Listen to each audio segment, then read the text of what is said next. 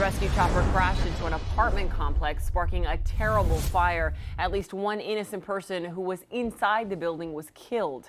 Local 10's Andrew Perez is live with what he's learned about that victim. Andrew. You know, her neighbors telling us they're absolutely heartbroken by this, and deputies right now are speaking with her family. There were several neighbors who ran in trying to help out after this crash. Police was backing us up, and then I heard a second explosion. A helicopter just crashed into someone's apartment. Sky 10 over the scene, a massive hole in this apartment.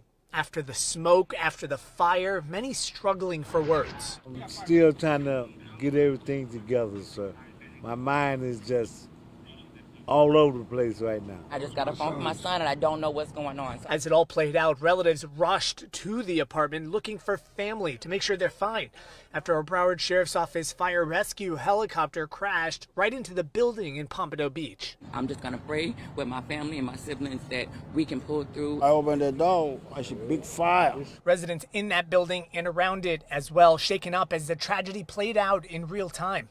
2 on board escaped the burning wreckage, but Captain Terryson Jackson died, along with a civilian on the ground. A lady in her home died in this tragedy. As you can imagine, we're still doing family notification. We're still having concerns about them because they lost someone as well. Some neighbors tell us they're waiting for confirmation and holding their breath in the meantime after the crash.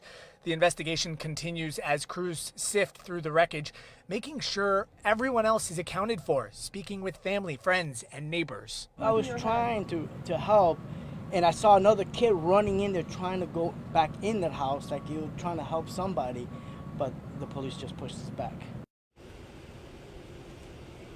And again, that civilian's identity has not been confirmed until all family is notified. Meanwhile, you've got to understand there are several residents here also impacted, don't have a place to go. The Red Cross is on scene assisting.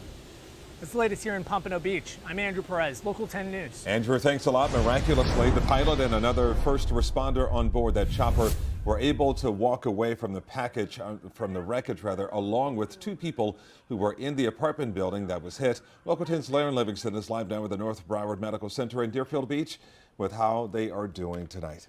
Larry. Those 4 folks were brought here to the hospital. 2 of those people, brothers, were recently discharged because they were able to go home after this horrible, horrible crash. You got out? Yeah, he got out. Cell phone video shows 2 of those EMS helicopter crew members up on the roof of the apartment building moments after the crash. Fortunately, they were able to, crawl themselves out to safety. They both are in the hospital right now. They did suffer some injuries, but they're going to be able to survive and recover from those injuries. The Broward Sheriff identified those surviving crew members as 31-year-old firefighter medic Michael Chaguaceda with the agency for 5 years, and 37-year-old fire rescue pilot Darren Roche with the agency for 4 years. I was running. You know, they're like, oh, come to the hospital. Don't go to the scene. No, I'm going to see everything. Kiana Carter, bless her heart, was as apologetic for her appearance as she was appreciative her brother survived a helicopter dropping out of the sky through the roof of their apartment. How are they? Very shaken up, very traumatized. She spoke with me outside the emergency room. She says her brothers Taryn Vandiver and Lorenzo Snell were awakened by the crash and the ceiling coming down on top of them. She says they escaped out of a window and then heard an explosion. She says they tried helping the flight crew. They are alive, they are breathing. We have to figure out how to survive and be strong. We heard from Vandiver briefly after he and his brother were discharged from the hospital. He was pulled away and left with family.